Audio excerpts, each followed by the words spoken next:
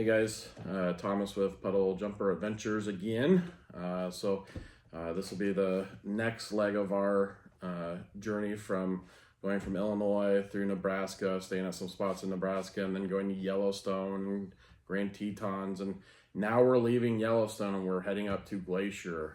That's about an 8-hour drive. So at this point in our adventure, we didn't realize that we were hooked on national parks first of all, and then because this was our first real national park that we've been to, and we kind of fell in love with it. So at this point, we hadn't realized that we plan on other adventures and other stops and stays and stuff, and so I wanted to make sure we got to Glacier because I've always wanted to go to Glacier. It's on my bucket list and check that off, but so it's about an 8-hour drive. There were some other stops that we wanted to make along the way, but the timing and all that stuff kind of, the last part of our trip really got messed up. You're going to have to either plan on some extra time or plan on cutting things short. Like our Glacier trip, we were planning on spending 2 days at Glacier. The first thing is they got a snowstorm. It was about a week before we were there. This is in June, the end of June. They got a really good dumping of snow, and I thought I was gonna have to cancel our Glacier part because they said that they weren't gonna have the Logan's Pass or going to the Sun Road open all the way through the time we were gonna be there. Thankfully, they got it all cleared out, and we were able to go on to going to Sun Road. But the first thing I'm going to show you is, the stuff that I use, just like in our Yellowstone video. I use Wonderlog. I use the recreation.gov to plan our camping sites. I use the National Park Service's website or app to get the maps for these places. So the first thing I'm going to show you is that when I'm planning on where we're going, I pull up that map of Glacier National Park, and the first thing you're going to notice is there's a couple different ways that you can go to get there. There's Apgar empties out into West Glacier, and then you got St. Mary's kind of empties out into East Glacier. Funny story, when we left our campground, we stayed outside of Glacier. It was kind of like on the edge of Glacier. It's called Devil's Creek Campground. There was no electricity or anything like that, so we kind of boondocked it for a little bit. But it was a great place to stay. I liked it. I thoroughly enjoyed it. Been even better if it had electricity, but we made fine with it. But our campsite was only 30 minutes away, 25-30 minutes, and to East Glacier. So I was like, oh great, that's pretty close. Well, the day that we go to the Glacier Park, we pull into East Glacier and there's a line, and I was like, oh my goodness. Because when you go to Glacier, you have to have a reservation if you want to go from west to east on the going to Sun Road. But if you go from east to west, you don't have to have a reservation. You can just get on and go. And so I was like, well, we're just going to not do the reservation because they were all booked up anyways, because again, I was planning this at the last minute, and or what they would consider last minute. And again, this is my first time doing this for a national park. We pull into East Glacier, and there's a bike marathon going on, but we didn't know that. And we saw this line of cars, and I'm like, holy cow, we're still like 15 miles away from this place. There's no way this line is this long. So anyways, one of the residents there at East Glacier came up to us and knocked on our window and was like, hey, there's a bike marathon going on. It's not going to get over until noon or 1 o'clock. And I'm like, oh, okay. So we actually rerouted. It was a longer route to go around, but we ended up finding a different route. So our 30-minute journey went from 30 minutes to an hour and 20 minutes, I think, is what the total time ended up being. But we made it there. We got to St. Mary's Visitor Center. We stopped in there, got our Junior Ranger books, got our stamp, our stickers, of course, because we put those on the back of our van. And then we went from east to west on the going to Sun Road, and that was amazing. one thing I was worried about was there's a part on there where there's like this hairpin curve where it's a very tight turn, and they don't let any vehicles over 21 feet or something like that. Our transit is at 18 and a half feet and no problems at all. And actually, I like going from the east to the west because you're on the inside of the highway, and you can still see all the stuff that's on the, the downward part of the mountain. So, but we made it to, our next stop was Logan's Pass. So once we left St. Mary's, we got our way to Logan's Pass. I'm going to put up a screenshot of that route. If you just drive it straight through, it's an hour and a half, hour 45 minutes, I would say. But there's a lot of scenic turnouts where you can stop, take a picture. We actually took a couple family pictures in front of different places. But I really wanted to go to Logan's Pass. So we go to Logan's Pass, and I was going to do part of the Skyline Trail, just to the part where you go to the chains and then just kind of turn back. And but like I said, they had that snow, and we got a picture here. It was some pretty deep snow. So unfortunately, we weren't able to go to Hidden Lake. We weren't able to do this part of the Skyline Trail.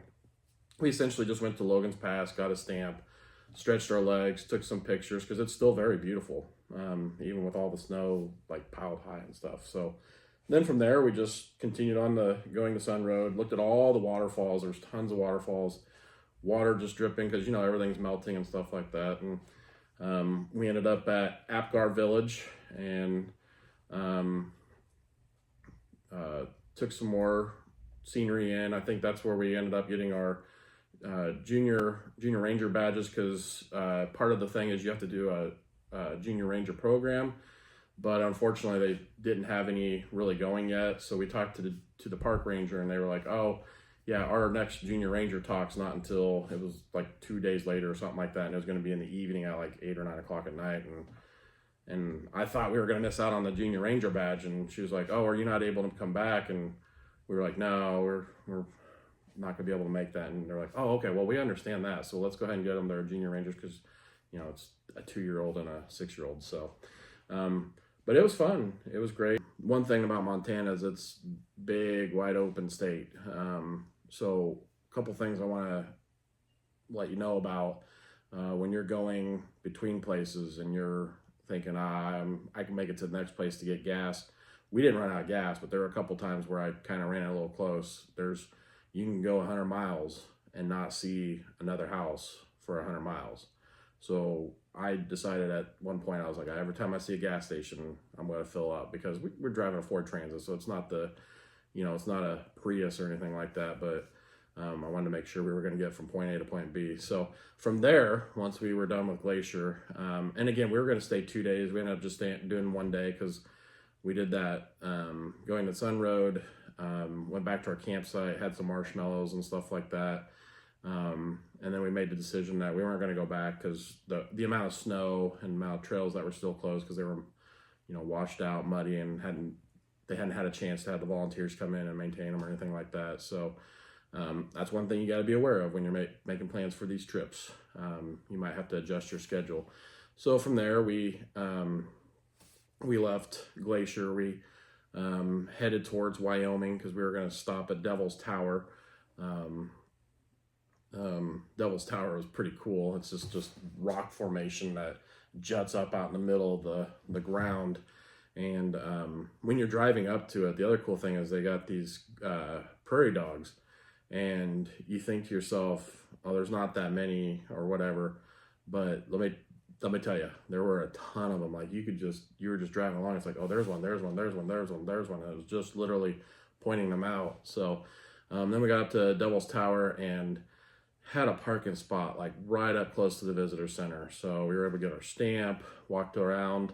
We're back in warm country again, so it was kind of hot again that day, so we were unable to do too many trails, but we were able to get some good pictures with it and see some of the geologic stuff that was going on with the site. So then we left Devil's Tower in Wyoming, and we headed to South Dakota.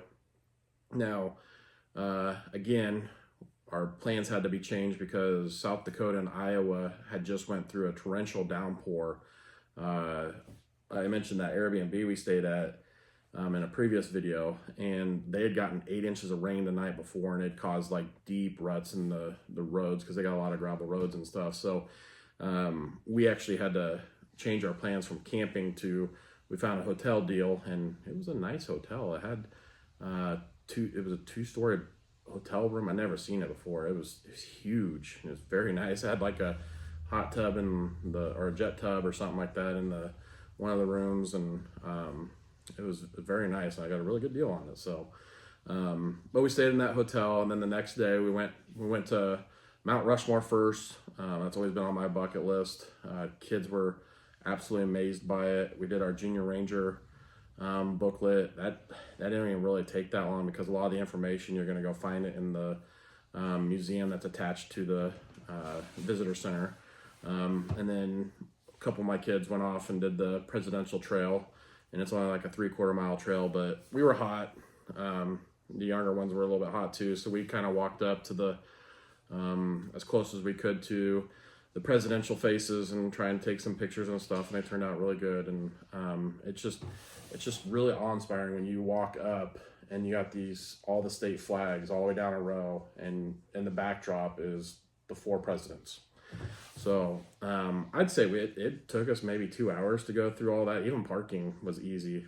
We pulled up in our Transit. I was kind of worried, and the guy's like, "Oh, you get to go over here," because we had a taller van and longer van, and so we got different parking area because of the length and the height of our van, and it was quick in and out.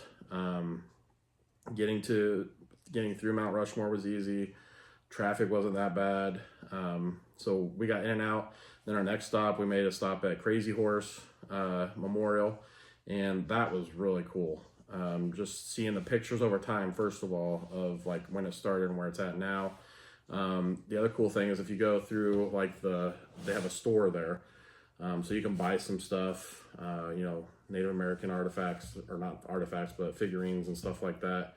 And then at one corner of the store, they actually have rocks that are chiseled from the Crazy Horse Memorial. So you get to each of our kids got to pick up one of those rocks, and it was pretty cool. So we were able to bring home that memento with us. So and it was quick in and out.